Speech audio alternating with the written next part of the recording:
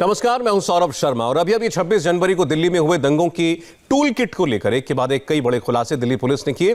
Delhi police ने कहा कि टूल किट के पीछे खालिस्तानी कनेक्शन के सबूत मिले हैं। Khalistani group poetic justice foundation ने यह साजिश रची थी।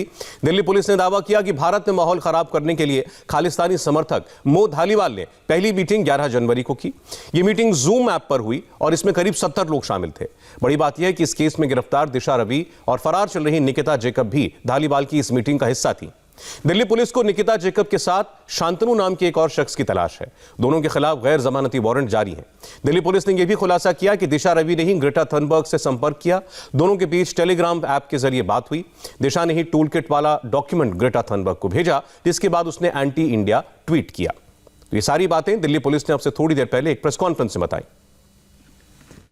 4 फरवरी 2021 को सोशल मीडिया मॉनिटरिंग के दौरान एक गूगल डॉक्यूमेंट टूल किट के बारे में पता लगा, जो ट्विटर पर शेयर किया गया था। इस टूल किट के एक भाग में प्रायर एक्शन के नाम से कुछ एक्शन पॉइंट्स लिखे थे, जैसे 26 जनवरी और उससे पहले हैशटैग के द्वारा डिजिटल स्ट्राइक करना, 23 जनवरी से ट्वीट स्टॉर्म शुरू करना, 26 जनवरी को फिजिकल एक्शन।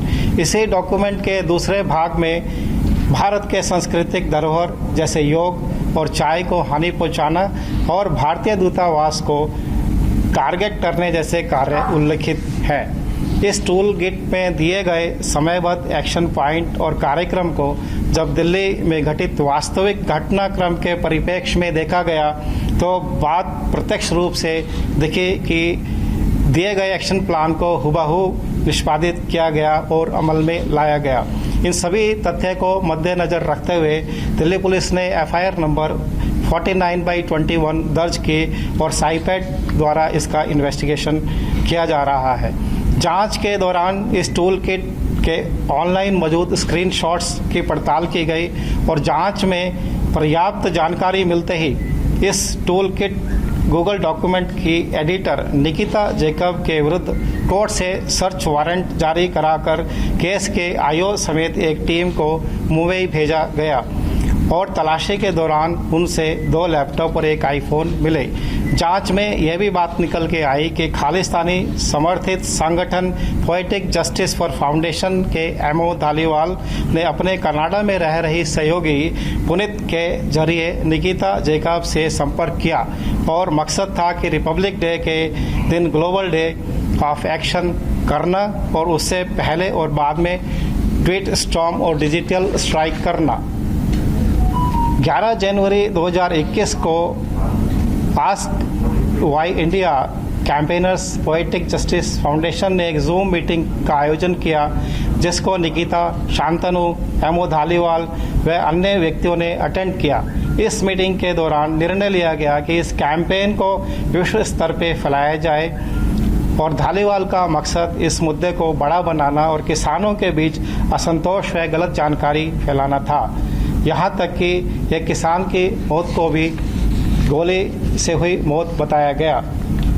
सर्च में यह भी बातें सामने आई कि निकिता और उसके साथी शांतनु और दिशा ने टूल किट गूगल डॉक्यूमेंट बनाया था। शांतनु का बनाया गया ईमेल अकाउंट इसका ओनर है और यह भी बात निकल के आई कि एक व्हाट्सएप ग्रुप से जुड़े थे ये सभी, जो कि 6 दिसंबर को क्रिएट किया गया था।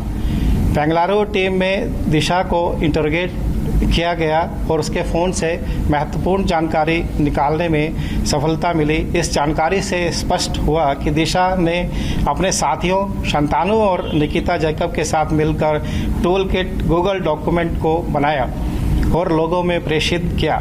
दिशा की जो फ्राइडे फॉर फ्यूचर नामक पर्यावरण आंदोलन से जुड़ी हैं, उसने ही ग्रेटा थनबर्ग को टेलीग्राम पर यह टूल किट भेजी है।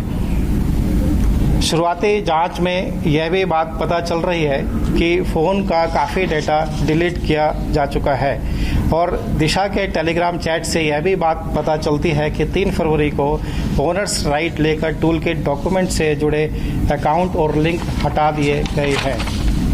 इन तथ्यों के आधार पर दिशा को 13 फरवरी को बेंगलुरु से उनकी माता और लोकल थाने के एसएचओ की मौजूदगी में गिरफ्तार किया गया। घर वालों और उनके वकील अभिषेक शेखरी को यह बताया गया कि अभियुक्त को दिल्ली ले जाया जा रहा है। वह दिल्ली लाकर प्रोसीजर के मुताबिक उनका मेडिकल कराया गया और कोर्ट में पेश किया गया। कोर्ट में अभियुक्त पक्ष को रखने के लिए वकील मौजूद थे और यह बात कोर्ट के ऑर्डर में भी अंकित है। निकिता जैकब और संतानों के लिए क्योंकि वे नहीं मिल पा रहे हैं और NPW जो है वो इशू कराए गए हैं और बाकी इन्वेस्टिगेशन अभी प्रोग्रेस में है। डीसीपी मनीषी चंद्रा ने इस टूल किट की पूरी टाइमलाइन बताई। किस दिन साजिश प्लान की गई, किस दिन क्या गतिविधि करनी थी, किस दिन किस ट्वीट को ट्रेंड कराना था, सब कुछ उसमें मौजूद है।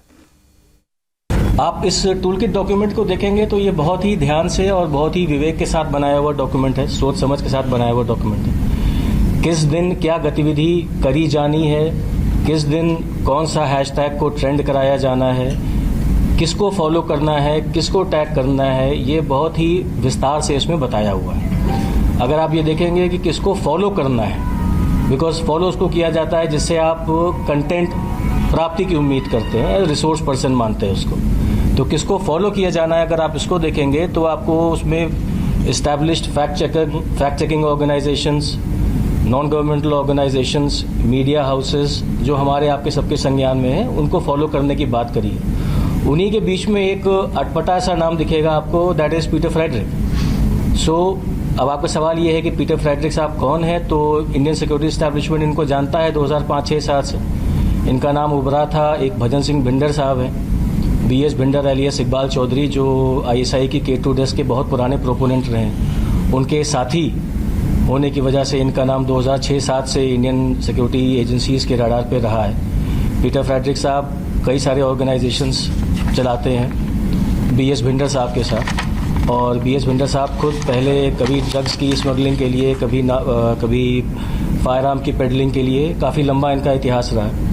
At one point of time USDA के भी ये POI रहे थे BS भिंडर। खुद को कभी मलेशिया का बताते हैं, कभी बाकी कंट्रीज़ का बताते हैं। अब प्रश्न सिर्फ ये है कि पीटर फ्रेडरिक का नाम एज अ रिसोर्स पर्सन इस पर्टिकुलर टूल किट में क्यों डाला गया? क्या ये मोह धालीवाल के कहने पर डाला गया, या दिशा, निकिता एंड बाकी सबका इनसे कोई डायरेक्ट कनेक्शन भी है, एंड थ्रू इनके BS भिंडर से कोई डायरेक्ट कनेक्शन है? So that is a matter of investigation which we expect to find out in the coming days.